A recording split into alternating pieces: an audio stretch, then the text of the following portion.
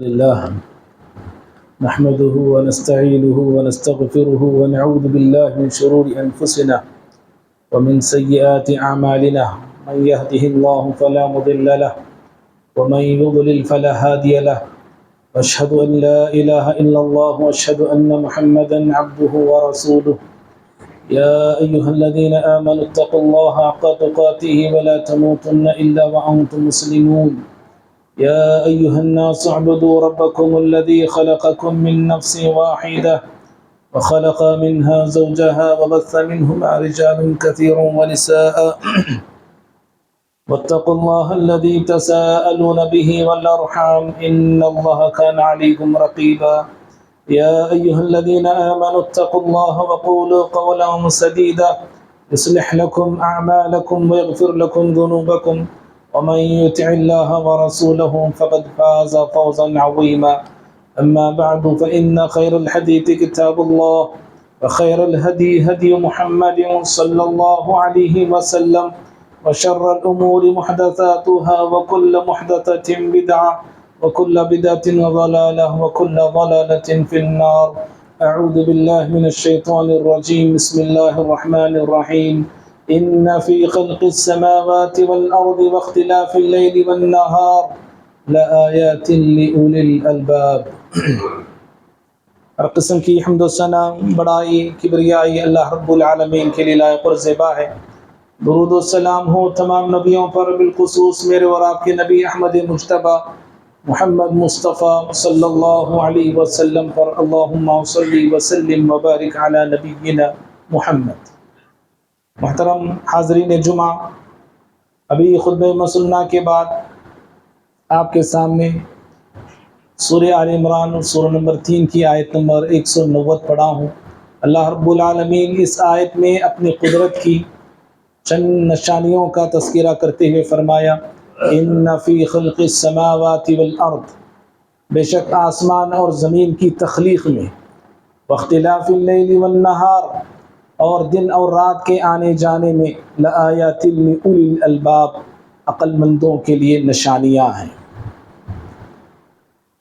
جب یہ آیت کریمہ نازل ہوئی تو پیارے نبی صلی اللہ علیہ وسلم رات میں اٹھ کے تہجد پڑھ رہے تھے، یہاں تک کہ فجر کا وقت آ گیا تو حضرت بلال رضی اللہ تعالیٰ عنہ اللہ کے نبی صلی اللہ علیہ وسلم کو نماز فجر بلانے کے لیے آتے ہیں تو کیا دیکھتے ہیں کہ آپ نماز میں کھڑے ہیں اور رو رہے تھے.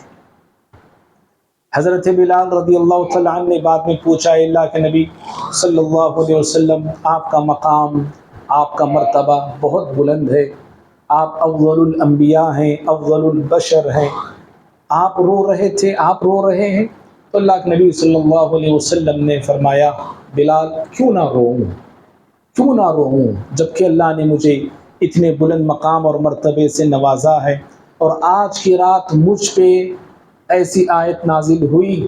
پھر آپ نے یہ آیت تلاوت فرمائی: ان فی خلق السماوات والارض، اور آپ نے فرمایا کہ اس آیت میں جو انسان غور اور فکر نہیں کرتا ہے، ایسے انسان کے لیے تباہی ہے، ایسے انسان کے لیے بربادی ہے. تو بھائیوں، یہ آیت ہر انسان کو دعوت فکر دیتی ہے، دعوت تدبر دیتی ہے. انسان کو غور اور فکر کرنا چاہیے. کائنات کے نظام کو دیکھ کر انسان کو غور اور فکر کرنا چاہیے دن اور رات کے آنے جانے پر. اور دن اور رات جب آتے ہیں جاتے ہیں تو عقل مند بندے اس میں غور سے کام لیتے ہیں، تدبر سے کام لیتے ہیں، تفکر سے کام لیتے ہیں. اس لیے کہ ایک دن گزرتا ہے، ایک رات گزرتی ہے، تو یوں سمجھیے میری آپ کی عمر بھی گھٹتی ہے، بڑھتی نہیں، عمر گھٹتی ہے. اور جیسے جیسے دن اور رات گزرتے جاتے ہیں ویسے ویسے انسان اپنی موت کے قریب ہوتے جاتا ہے. اس لیے جو عقل مند بندے ہوتے ہیں وہ دن اور رات کو صرف کمائی کا ذریعہ نہیں سمجھتے. دن ہو گیا چلو کما لیں گے، کمائی تو ہوتی ہے، کمانا تو ہے ہی. رات جو ہوتی ہے انسان صرف یہ نہیں سمجھتا کہ چلو نئی ڈیوٹی کر لیتے ہیں، کچھ 4 پیسے کما لیتے ہیں. نہیں، یہ تو ہے ہی، کمانا ہے، جمانا ہے. لیکن عقل مند بندے جو ہوتے ہیں کمائی اور جمائی کے ساتھ ساتھ دن اور رات کو اللہ کی عبادت میں لگاتے ہیں، نیکیوں کو کمانے میں لگاتے ہیں، اور اللہ رب العالمین کی رضامندی میں دن اور رات کو صرف کر دیتے ہیں۔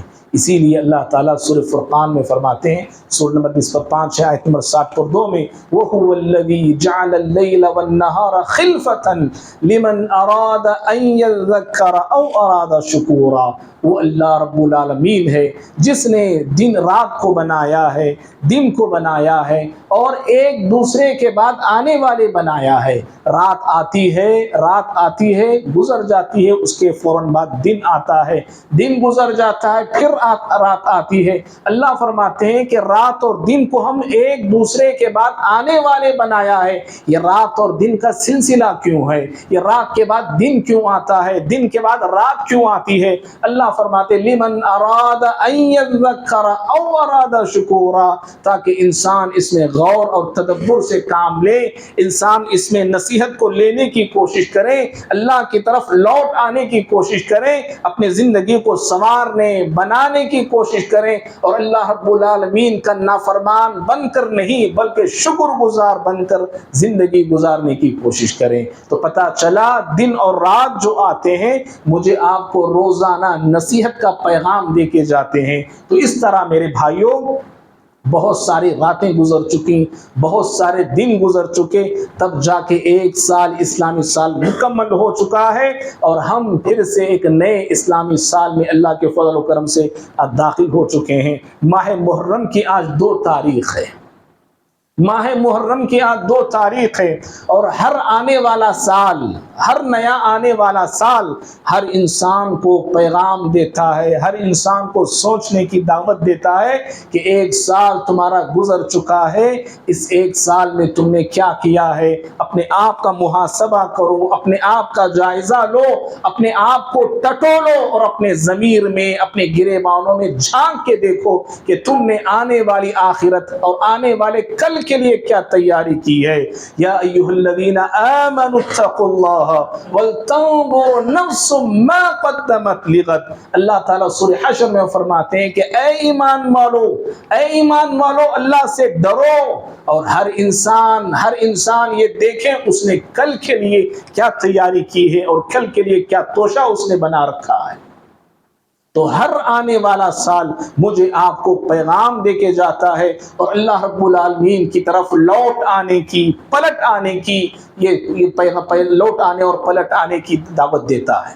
معزز بھائیوں، ماہ محرم میں اللہ کے فضل سے ہم داخل ہوئے ہیں۔ انشاءاللہ اس محرم میں جو کچھ منکرات مسلمان کرتے ہیں، اس پر ہماری آج اس خطبہ جمعہ میں گفتگو ہوگی۔ سب سے پہلی بات، محرم کا جو مہینہ ہے بہت ساری خصوصیتیں رکھتا ہے۔ پہلی خصوصیت اور خاص بات اس مہینے کی یہ ہے کہ یہ مہینہ حرمت والا ہے، عزت والا ہے، قابل احترام مہینہ ہے۔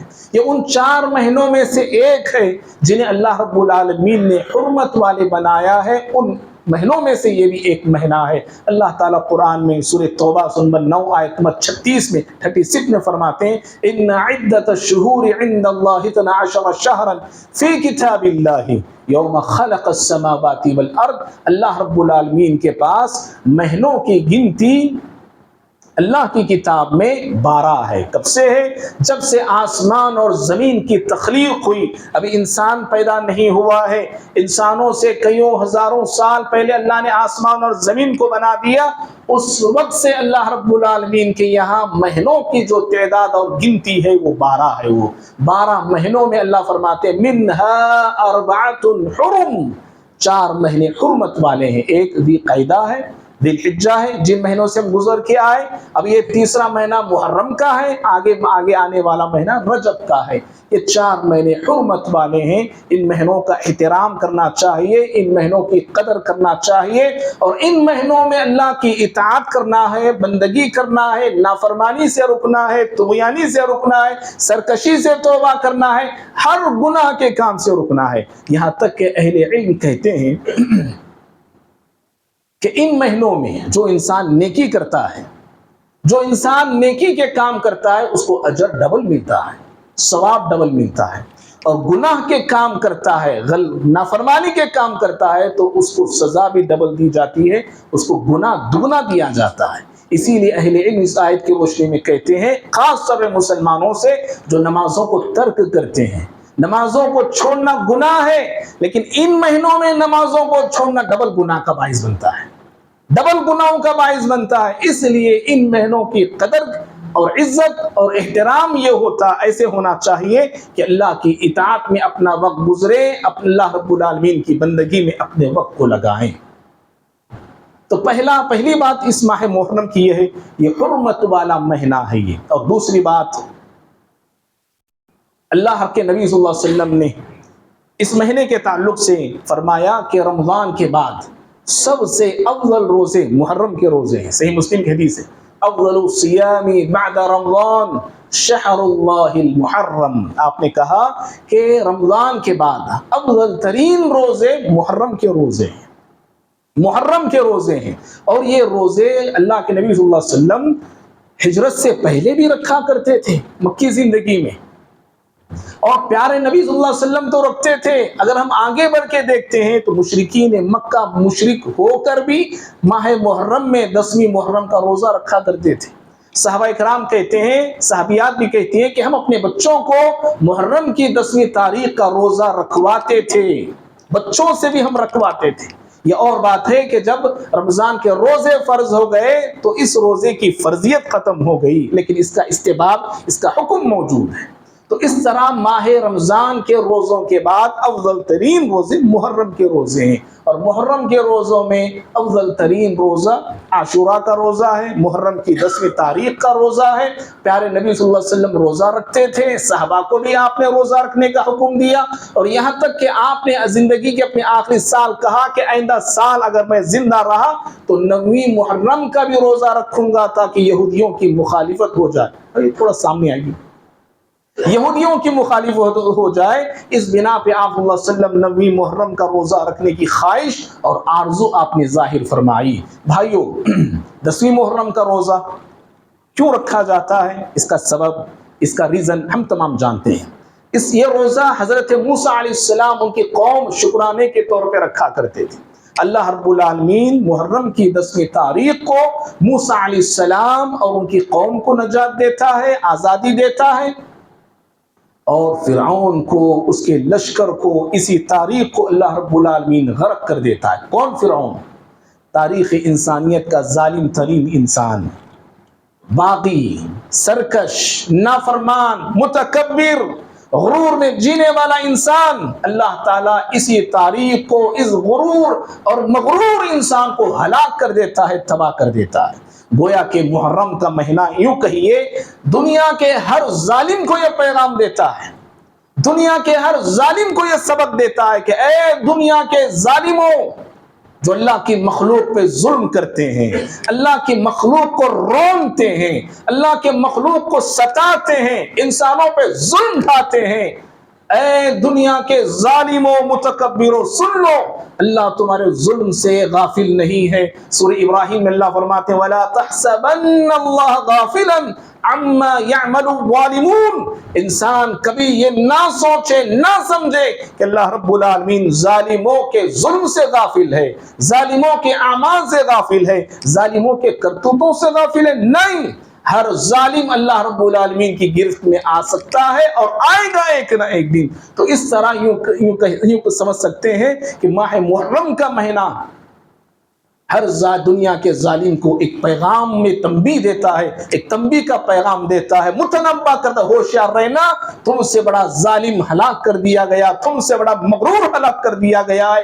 سلطنت اس کے پاس تھی، حکومت تھی، دولت تھی، سیاست تھی، روب تھا، دبدبہ تھا، سب کچھ تھا، لیکن اللہ رب العالمین نے چند سیکنڈوں اور منٹوں میں اس کو ہلاک اور تباہ کر کے رکھ دیا۔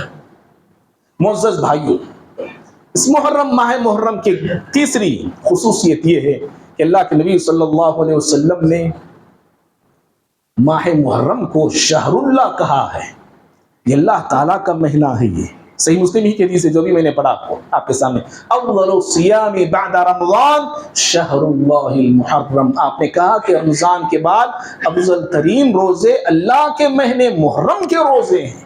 دیکھو ہر دن اللہ کا ہے، ہر رات اللہ کی ہے، ہر ہفتہ، ہر مہینہ، ہر سال اللہ رب العالمین کا بنایا ہوا ہے۔ یہ کائنات، یہ آسمان، یہ زمین، یہ ستارے، یہ سیارے، یہ کہکشائیں، دنیا کا ہر ذرہ، دنیا کی ہر چیز اللہ رب العالمین کی ملکیت ہے۔ وَلِلَّهِ مُلْكُ السَّمَاوَاتِ وَالْأَرْضِ، آسمان زمین کا مالک اور ہر چیز کا مالک صرف اللہ رب العالمین ہے۔ لیکن جب کسی چیز کو اللہ کی طرف منسوب کیا جاتا ہے، یہ اللہ کی چیز ہے، جیسے عیسیٰ علیہ السلام کو کہتے ہیں روح اللہ، کلمت اللہ، صالح علیہ السلام کی اونٹنی کو کہا جاتا ہے ناقۃ اللہ، اللہ کے گھر مسجد حرام کعبۃ اللہ کو کہتے ہیں کعبۃ اللہ، مسجدوں کو کہا جاتا ہے بیوت اللہ، ایسے ہی محرم کو کہا گیا شہر اللہ، یہ اللہ رب العالمین کا مہینہ ہے۔ تو اس سے ماہ محرم کی عظمت، اہمیت اور حرمت کا ہم اندازہ لگا سکتے ہیں، یہ کتنا عظمت والا اور اہمیت والا مہینہ ہے یہ۔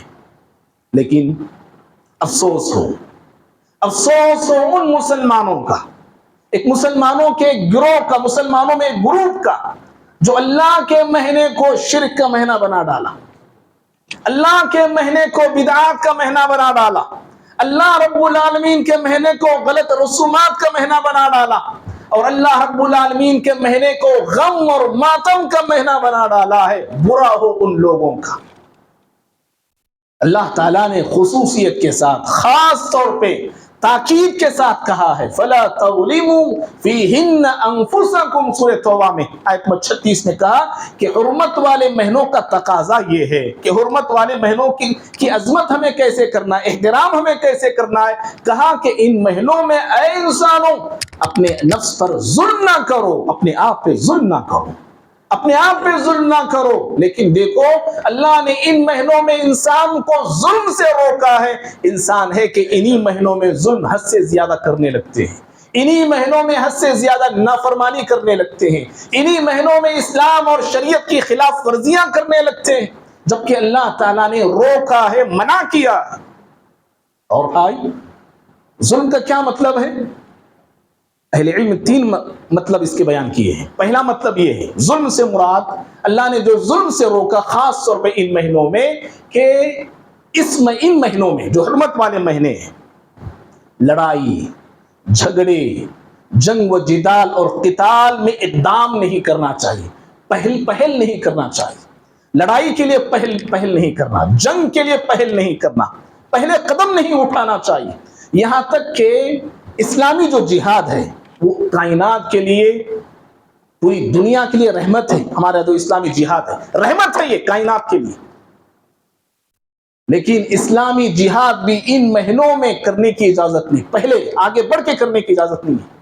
ہاں یہ اور بات ہے، کوئی دشمن اٹیک کرتا ہے، کوئی دشمن حملہ کرتا ہے، تو اپنے تحفظ کے لیے، اپنے دفاع کے طور پہ، اپنے ڈیفنس کے طور پہ ہم اس پہ حملہ کر سکتے ہیں، لیکن ہم سے حملے کی شروعات ہو، ہم سے حملے کی ابتدا ہو، اس کی اجازت ان مہینوں میں نہیں ہے۔ پہلا مطلب یہ۔ اور دوسرا مطلب، اللہ نے جو ظلم سے منع کیا ہے، وہ ظلم سے مراد عام ظلم ہے، ظلم اور زیادتی بھی ہو سکتا ہے، گناہ کے کام ہیں، نافرمانی کے کام ہیں، شرکیہ کام ہیں، بدعت کے کام ہیں، غلط رسم اور رواج ہے، شریعت کی خلاف ورزیاں ہیں، سارے کام یہ منع ہے۔ اور جو انسان شرک کرتا ہے، بدعت کرتا ہے، شریعت کی خلاف ورزی کرتا ہے، گویا کہ وہ اپنے نفس پر ظلم کر رہا ہے۔ ایک تیسرا مطلب اہل علم نے یہ بتایا کہ ظلم سے مراد ایک مسلمان دوسرے مسلمان پہ ظلم نہ کرے، ایک مسلمان کسی انسان پہ ظلم نہ کریں، کسی کو ناحق نہ ستائیں، کسی کو ناحق تکلیف نہ دیں، کسی کو ناحق دکھ نہ پہنچائیں، نہ اپنی زبان سے، نہ اپنے ہاتھ سے، نہ اپنے کسی اعمال سے، نہ اپنی کسی حرکت سے، نہ کسی اپنے جملے سے، نہ کسی اپنے بول سے، کسی طرح بھی کسی کو بھی ان مہینوں میں ستانا، دکھ دینا، پریشان کرنا منع ہے۔ اور یاد رکھو بھائی، ہمارا مسئلہ کیا ہے جانتے ہیں؟ ظلم کے معاملے کو میں نے آپ نے بڑا ہلکے میں لے لیا ہے، بڑی آسانی میں لے لیا ہے۔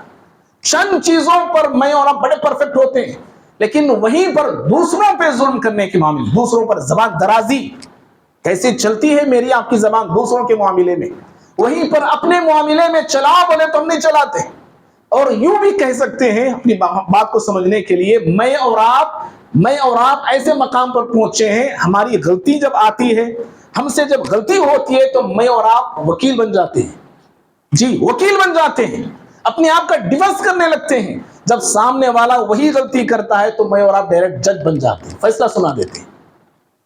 دوسروں کے معاملے میں اس قدر ظلم کو میں نے آپ نے ہلکا لے لیا ہے۔ یاد رکھنا، آسمان سے جو بلائیں وبائیں اترتی نا، آسمان سے بلائیں اترتی، آسمان سے وبائیں اترتی، اللہ کے حکم سے اترتی ہر چیز، اللہ کے حکم سے ہی ہر بلا نازل ہوتی ہے، ہر مصیبت نازل ہوتی ہے۔ یہ اس کا سبب کیا جانتے ہیں؟ بہت سارے اسباب ہیں، ان اسباب میں ایک سبب روئے زمین پر ظلم کا عام ہونا ہے۔ جی روئے زمین پر ظلم کا عام ہونا ہے۔ جب اللہ کی زمین پر ظلم عام ہوتا ہے تو اللہ کی طرف سے سزائیں بھی عام ہونے لگتی ہیں۔ جی یاد رکھنا یہ بات، اللہ کی طرف سے سزائیں عام ہونے لگتی ہیں۔ اسی لیے بھائیو، زندگی میں امن چاہتے ہو، سکون چاہتے ہو، سماج میں چاہتے ہو کہ سکون ہو، معاشرے میں چاہتے ہو کہ سکون ہو، ہماری بستی میں چاہتے ہو کہ سکون ہو، ہمارے ملک میں چاہتے ہو کہ سکون ہو، خاص طور پہ مسلمانوں کے لیے۔ آج مسلمان ہمارے اس ملک میں کس حیثیت سے زندگی جی رہا، خاص طور پہ 2014 سے ہماری کیا پوزیشن ہے، ہم کس حالت سے اور کس سچویشن سے گزر رہے ہیں، ہر عقل مند انسان اپنی حالت کو جانتا ہے۔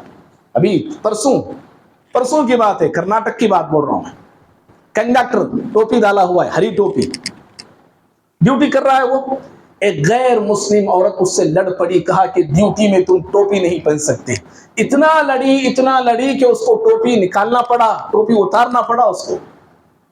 پرسوں کی بات، ایسے سینکڑوں واقعات ہمارے خلاف روزانہ اس ملک میں ہو رہے ہیں، اور ایک دو مسجدیں، بابری مسجد کے بعد گیان واپی مسجد کا مسئلہ سنتے تھے، اب کئی مسجدیں ان کی زد میں آ چکی ہیں، ان کی نظر میں آ چکی، کئی مسجدیں، ایک دو نہیں، کئی مسجدیں۔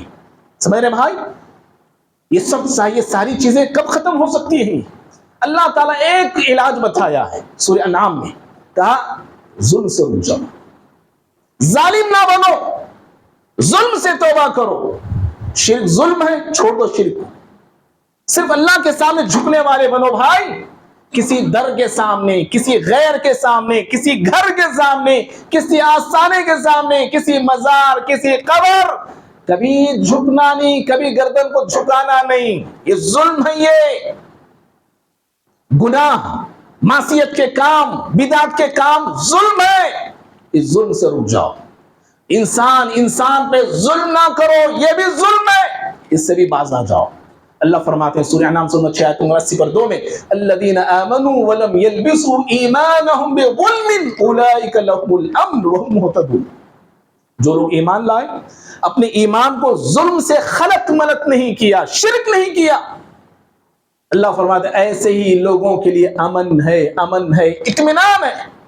آج امن، اطمینان، اس کے لیے ہم ترس رہے ہیں۔ پتہ نہیں ہمارے خلاف کون سے بل آ جائیں، پتہ نہیں ہمارے خلاف کیا سازشیں ہونے لگیں، دشمن ایک جٹ ہونے کی کوشش کر رہا ہے۔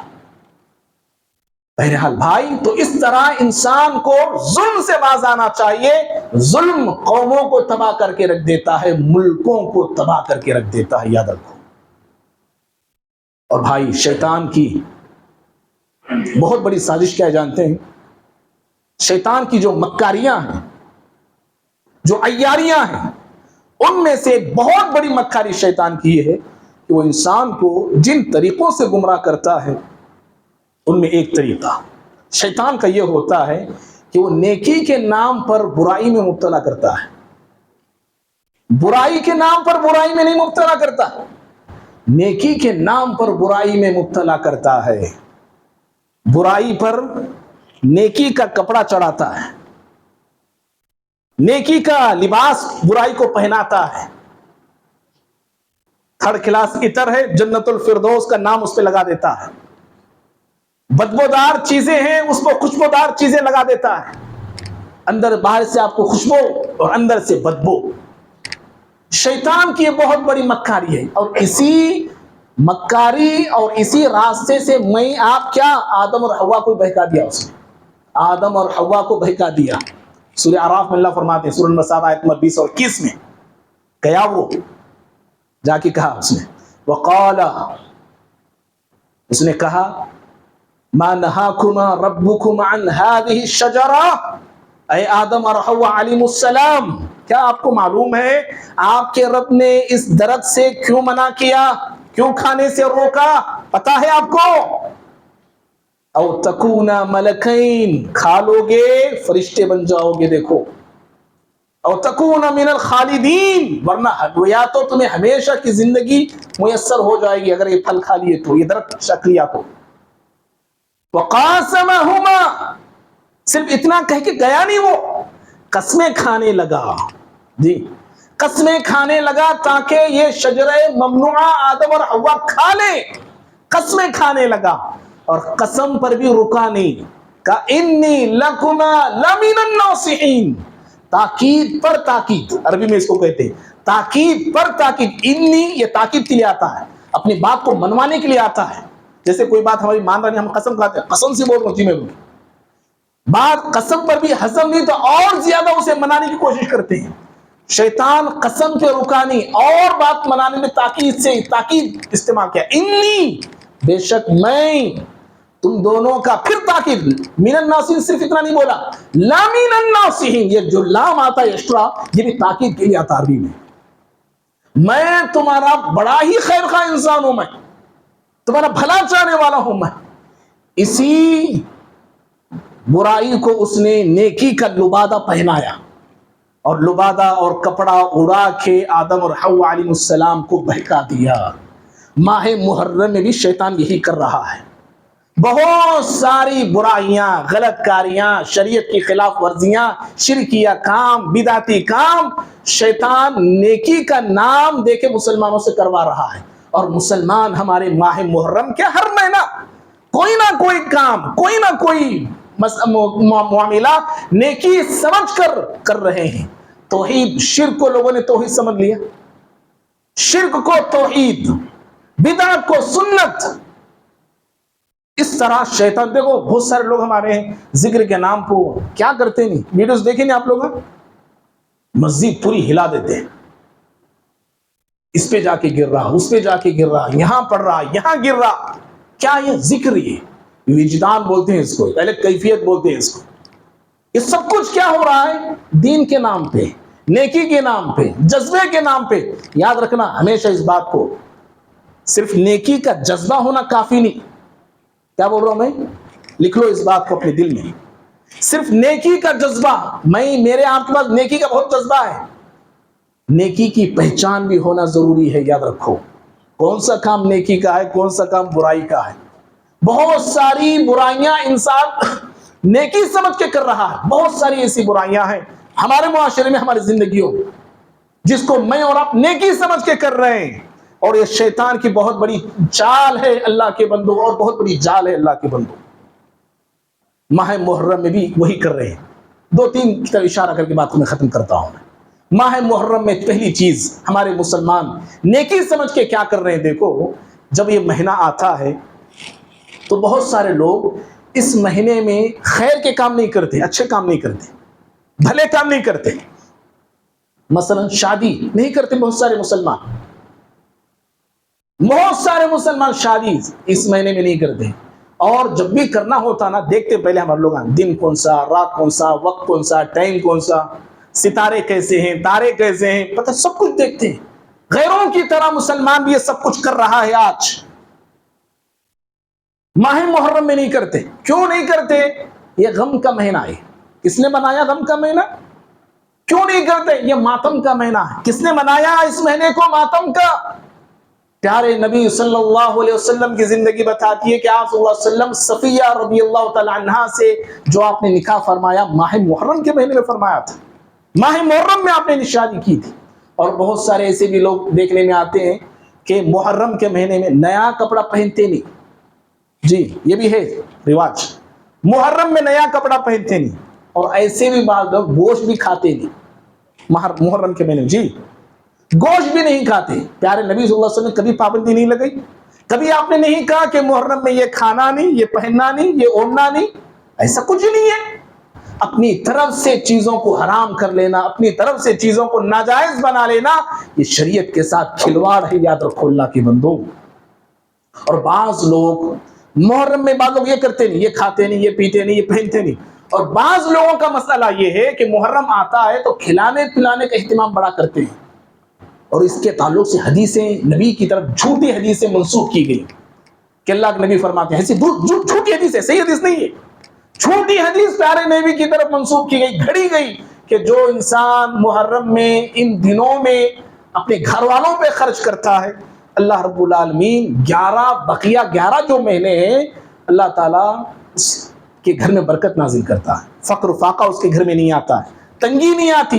جو محرم کے مہینے میں زیادہ لوگوں کو کھلاتا پلاتا دیتا، اللہ 11 مہینے اسے دولت سے نوازتا۔ جھوٹی حدیثیں اس طرح لوگوں کے اندر عام ہو گئی، اور لوگ کھلانے کا، پلانے کا، پہنانے کا اہتمام کرتے ہیں۔